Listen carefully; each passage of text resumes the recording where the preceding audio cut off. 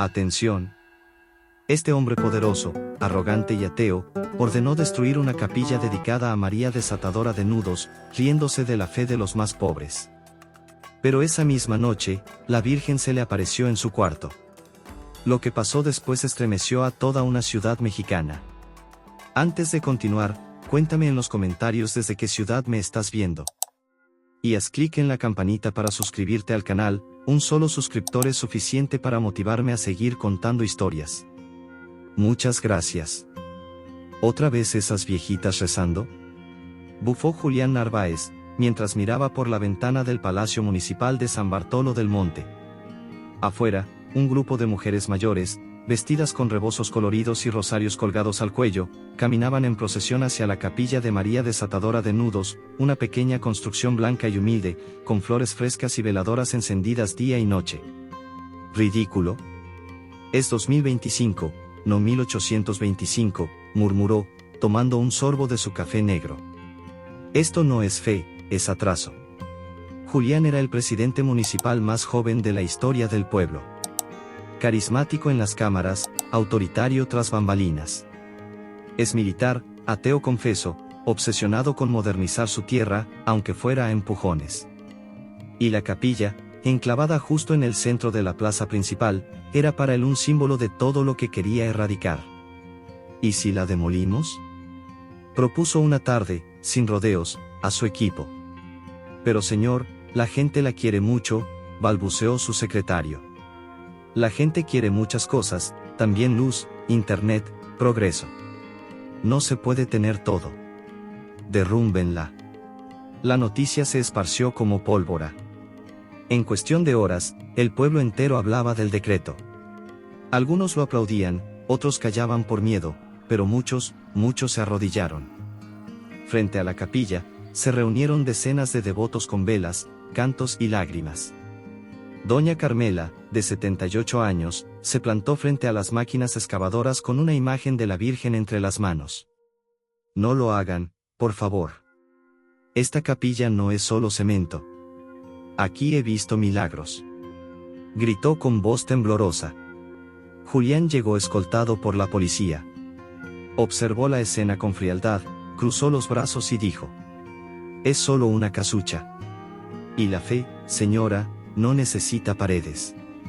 El operador de la retroexcavadora encendió la máquina.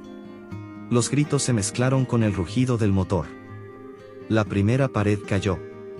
Doña Carmela soltó un grito, cayó de rodillas y, con los ojos cerrados, murmuró entre dientes: ella vendrá por ti, cuando menos lo esperes.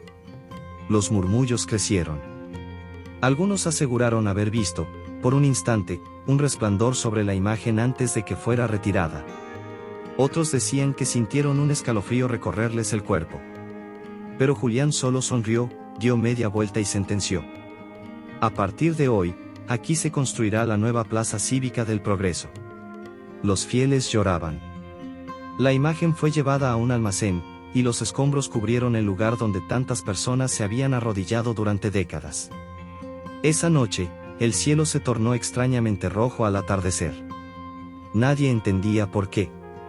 Algunos dijeron que era polvo de la demolición. Otros, no hablaron. Solo se persignaron en silencio. Pero, entre las sombras de la madrugada, un niño que jugaba cerca de los escombros aseguró haber visto una figura de mujer, vestida de azul, de pie sobre las ruinas, observando hacia el Palacio Municipal. ¿Sería producto de su imaginación? ¿O era solo el comienzo de algo más grande? Apenas amaneció, el terreno donde antes se alzaba la capilla comenzó a llenarse de maquinaria. Camiones, grúas, palas mecánicas. Los trabajadores, muchos de ellos jóvenes del mismo pueblo, evitaban mirar a los ojos a los vecinos que pasaban frente a las ruinas en silencio. Parecía que nadie quería estar ahí, pero nadie se atrevía a hablar. El ingeniero encargado, el señor Padilla, bajó del vehículo con planos en mano. Aquí va el kiosco. Allá, la fuente con luces danzantes, explicó con tono triunfante, sin notar que uno de los albañiles se le acercaba temblando. Disculpe, ingeniero, anoche, cuando vine a revisar el perímetro, juro que vi a alguien en el centro del terreno. ¿Alguien? ¿A esta hora? No me hagas perder el tiempo, muchacho. Era una mujer. Llevaba algo brillante. No sé, como un velo de luz. Padilla soltó una risa seca. ¿Y después se te apareció el chupacabras? Anda, ponte el casco y trabaja. Pero no fue el único. En los días siguientes, varios empleados empezaron a quejarse de mareos, de dolores de cabeza intensos, incluso de vómitos inexplicables al acercarse a la zona donde estaba el antiguo altar. Un obrero se desmayó sin causa aparente. Otro abandonó el trabajo sin decir palabra, con los ojos desorbitados. Julián, desde su oficina, revisaba los reportes con fastidio. ¿Ahora resulta que los espíritus impiden la construcción? Por favor, exclamó, arrojando los papeles sobre el escritorio. Llamó a conferencia de prensa, decidido a silenciar los rumores. San Bartolo está avanzando. El fanatismo no construye hospitales ni escuelas. Esta plaza será un símbolo del nuevo México. Un periodista alzó la mano. Señor presidente, ¿qué opina de las versiones de apariciones en el lugar de la antigua capilla? Julián forzó una sonrisa. Tal vez se les apareció el sentido común. La fe verdadera vive en el corazón, no en una figura de yeso. Las cámaras captaron el momento exacto en que dijo eso. Y también cuando una ráfaga de viento violenta, sin explicación meteorológica, derribó los micrófonos y voló los papeles del atril. Ese mismo día, uno de los trabajadores, limpiando entre los escombros con una pala, tropezó con algo duro. Aquí hay algo. Era la imagen de María desatadora de nudos. Intacta. Sin una sola grieta. Cubierta de polvo, pero con el rostro limpio, sereno. Como si alguien la hubiera protegido con sus propias manos. No puede ser, susurró el joven, retrocediendo con el rostro pálido. Pero lo más extraño no fue eso. En las manos de la Virgen, que antes sostenían una simple cinta, ahora se entrelazaba claramente un nudo rojo, tenso, recién formado. Ninguno de los fieles recordaba haberlo visto antes. ¿Quién lo ató? ¿Y por qué? ¿Era una advertencia? ¿O una señal silenciosa de lo que estaba por venir? Esa noche, algo más sucedió en la casa de Julián. Pero aún no lo sabía. Porque ya no estaba solo. Alguien lo observaba mientras dormía. Esa noche, Julián se acostó más tarde de lo habitual. No por trabajo, sino por una inquietud que no lograba nombrar. Desde que le informaron que la imagen había sido hallada intacta, y con un extraño nudo rojo en las manos, un hormigueo incómodo se había instalado en su nuca. Supersticiones, se dijo en voz baja mientras apagaba la luz de su recámara. No voy a perder el sueño por una estatuita de yeso. El ventilador giraba lento. Todo estaba en silencio. Hasta que, de pronto, sintió algo raro, el ambiente se tornó denso, casi eléctrico. El aire pareció estancarse. Abrió los ojos. Estaba paralizado. No podía mover ni un dedo. Su cuerpo entero estaba rígido, como si una fuerza invisible lo sujetara contra el colchón. Intentó gritar, pero no le salía la voz. Entonces la vio. Una silueta femenina al pie de su cama, vestida de blanco y azul, envuelta en una luz cálida que no venía de ningún foco. No tenía sombra. Sus ojos eran profundos, pero serenos. Su rostro no infundía miedo, sino una tristeza infinita. Ella alzó una mano y con un hilo rojo, tenso como cuerda, formó un nudo en el aire. Luego lo colocó sobre su pecho, justo donde latía su corazón. Desatadora, de lo que tú mismo has atado, susurró con voz suave, pero firme. Y desapareció. Julián despertó de golpe, empapado en sudor. Se sentó en la cama, jadeando. Tocó su pecho instintivamente, su corazón latía como un tambor. Encendió la lámpara. Todo estaba en orden. Ninguna silueta, ninguna luz, ningún hilo. Fue una alucinación, repitió para sí. Estoy cansado, eso es todo. Demasiada presión. Intentó volver a dormir, pero cada vez que cerraba los ojos, volvía a ver esos ojos tristes, y el nudo. Por la mañana, al bajar a desayunar, notó que su hija, Valentina, lo observaba en silencio desde la mesa. ¿Dormiste bien, papá?, preguntó con voz bajita, mientras empujaba su cereal con la cuchara. No mucho. ¿Y tú? Valentina frunció el ceño. Soñé con una señora vestida de azul. Muy bonita. Me miró y me dijo que tú estabas mal, pero que ella te iba a ayudar. Julián dejó caer la taza. El golpe hizo eco en la cocina. La porcelana rebotó y se rompió en el suelo. ¿Qué dijiste?, preguntó, sin poder disimular el temblor en su voz. La señora me sonrió. Me dijo que tú estabas lleno de nudos, y que a veces, los grandes también necesitan que alguien los ayude. ¿Te dijo su nombre? Valentina asintió despacio. No. Pero yo lo supe. Era María. Julián se levantó sin decir palabra. Salió al patio con el rostro desencajado. El sol de la mañana no logró calentarle el pecho. Sentía algo extraño, como si le hubieran arrancado el piso bajo los pies. Pero lo peor aún no había comenzado. Porque al volver a la cocina, encontró a Valentina tosiendo fuerte, agarrándose la garganta. Y en sus ojos, por primera vez, algo no estaba bien. Los médicos no encontraron explicación. No hay infección, no hay alergia, no hay nada clínico que justifique esta tos, dijo la doctora mientras miraba las radiografías de Valentina. Pero tose todas las noches. Y se agarra el pecho como si le ardiera por dentro, insistió Julián, nervioso. Podría ser emocional, añadió ella con delicadeza. ¿Ha vivido algún tipo de estrés últimamente? Julián no respondió.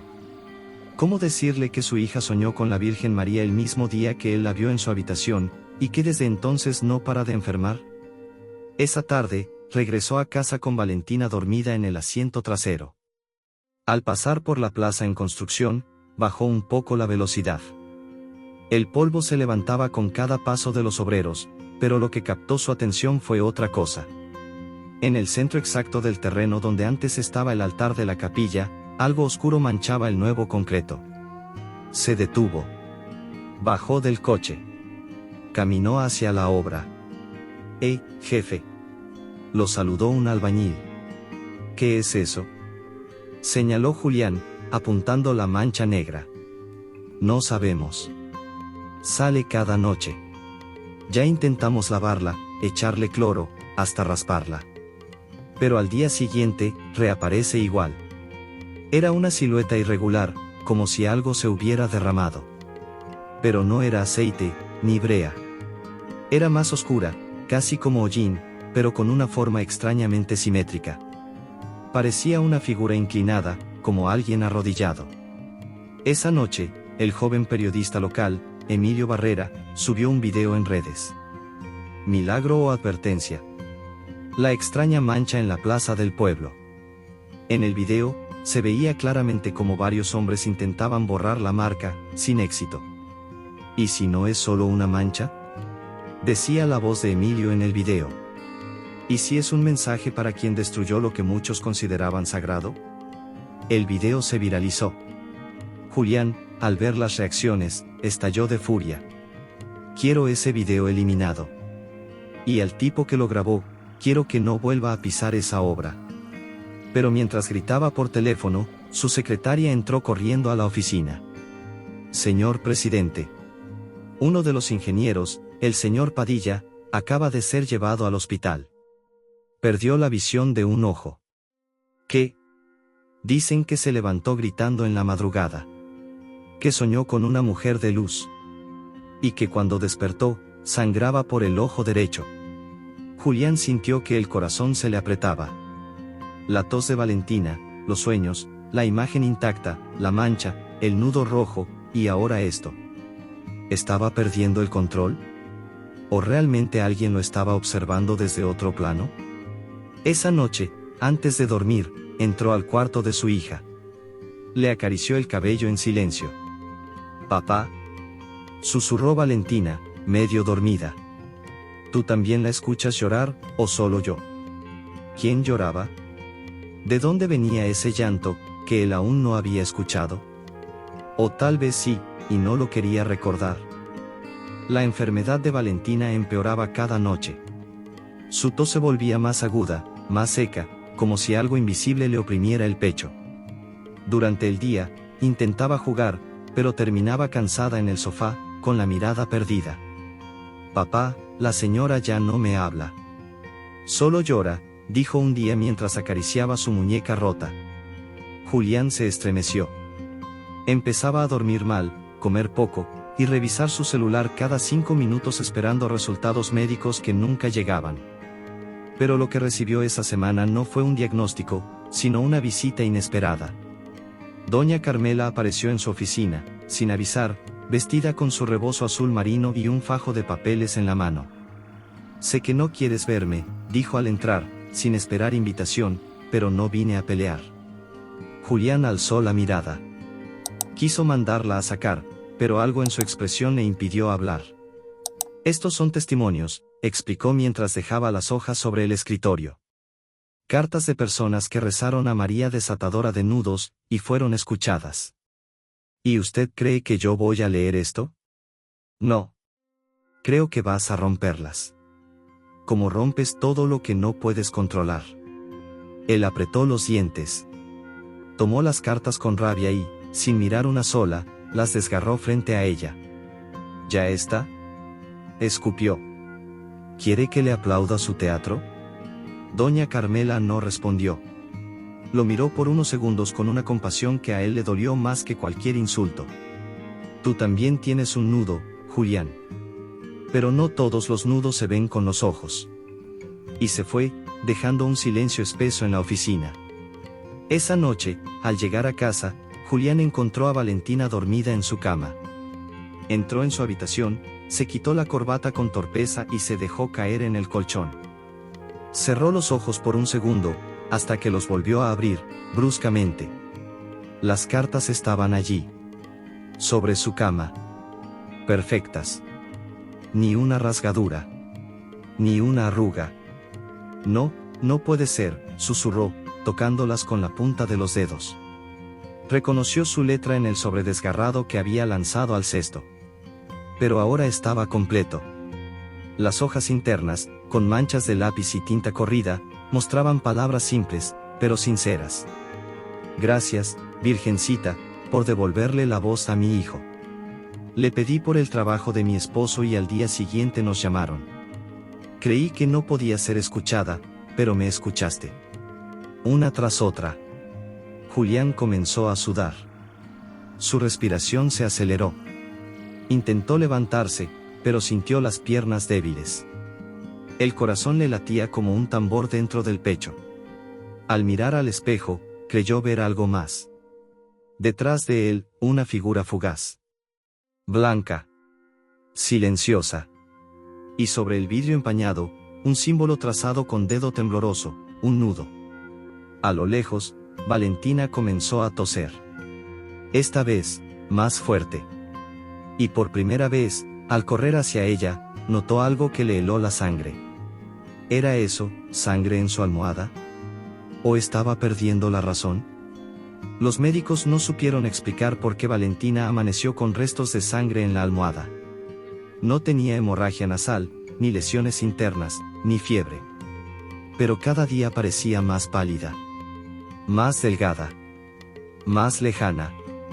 «Es como si se apagara poquito a poco», susurró una enfermera al salir del cuarto. Julián, sentado en la sala de espera, cerró los ojos por un instante. Lo único que veía era el rostro de su hija, y aquel nudo trazado en el espejo, todavía empañado en su memoria. Esa tarde, al regresar al pueblo, el sonido lo sacudió como una bofetada.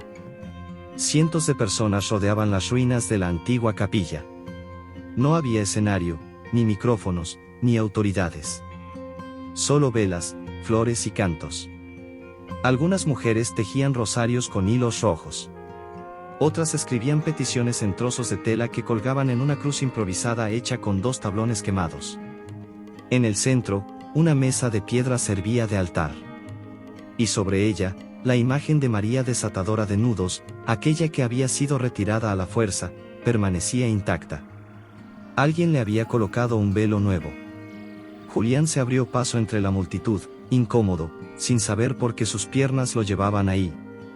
¿Qué es esto?, preguntó con la voz apagada.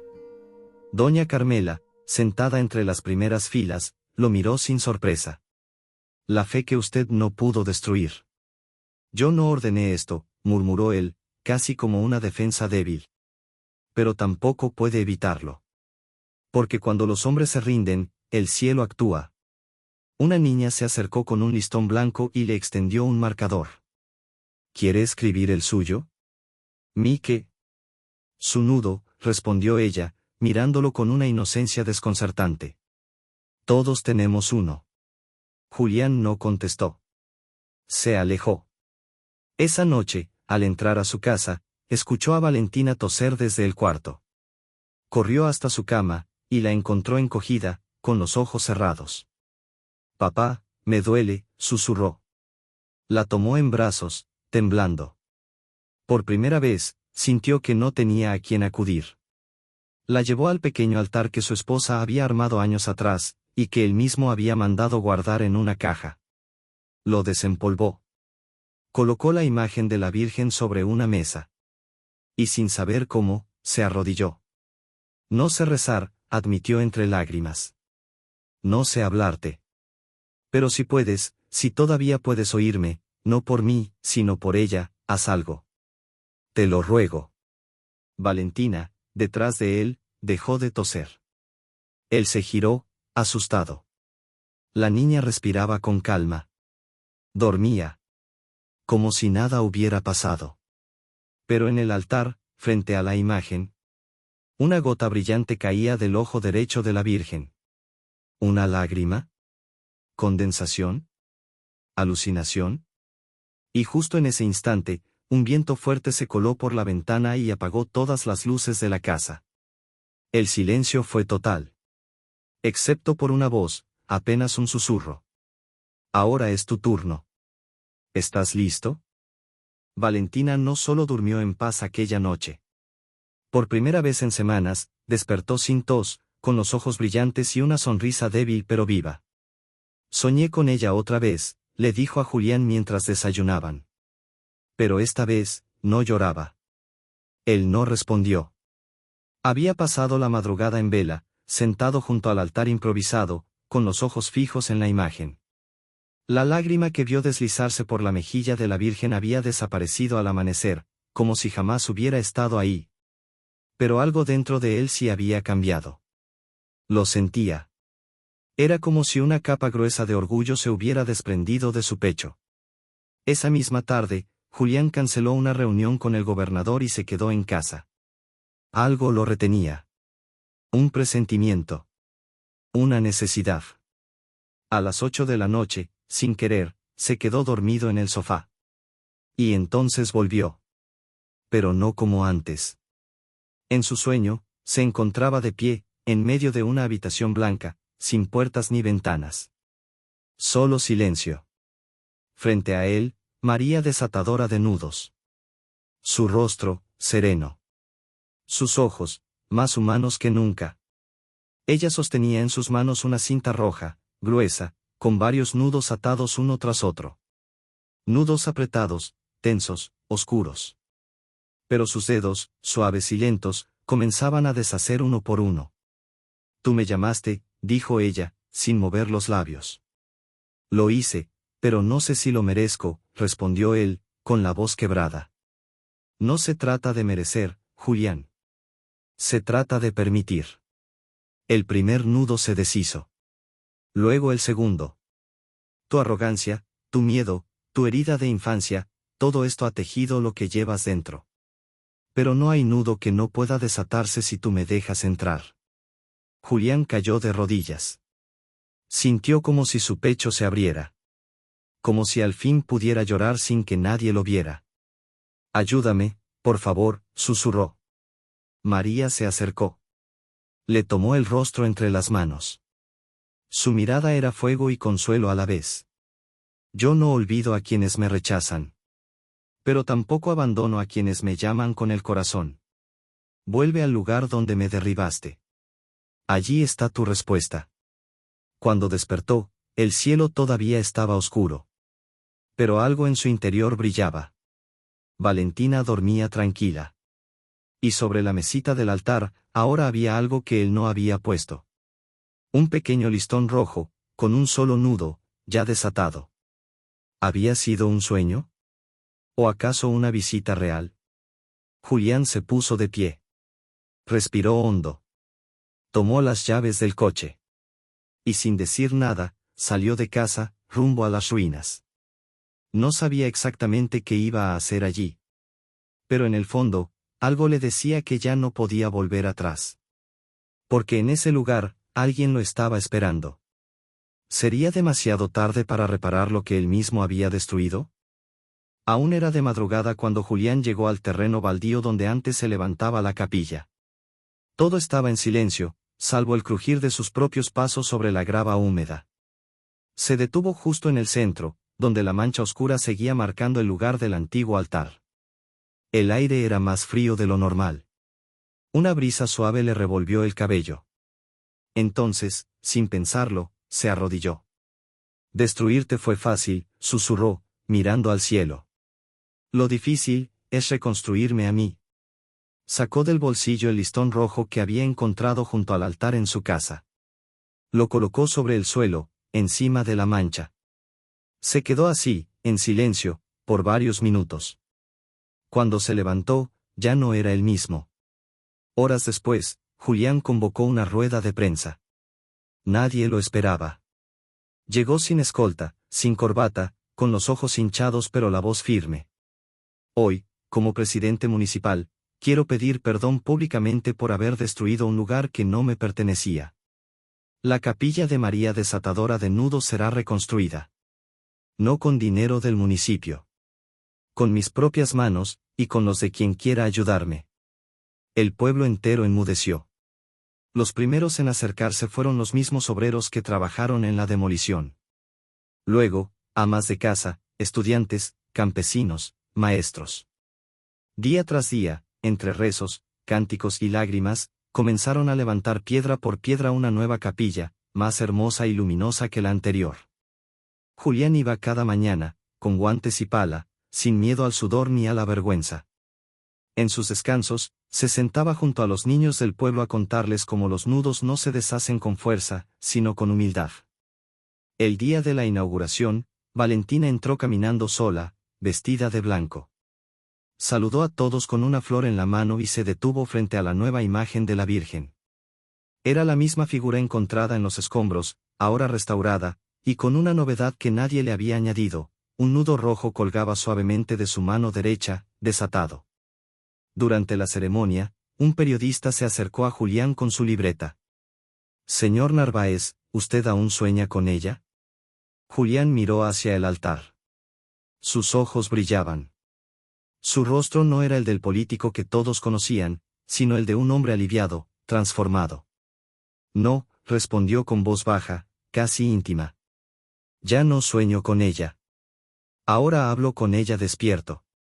Y se dio media vuelta, caminando hacia la entrada, donde cientos de fieles aguardaban con velas y listones. Algunos lloraban. Otros simplemente sonreían. Pero todos sabían que, en aquel lugar, algo más grande que ellos había sucedido.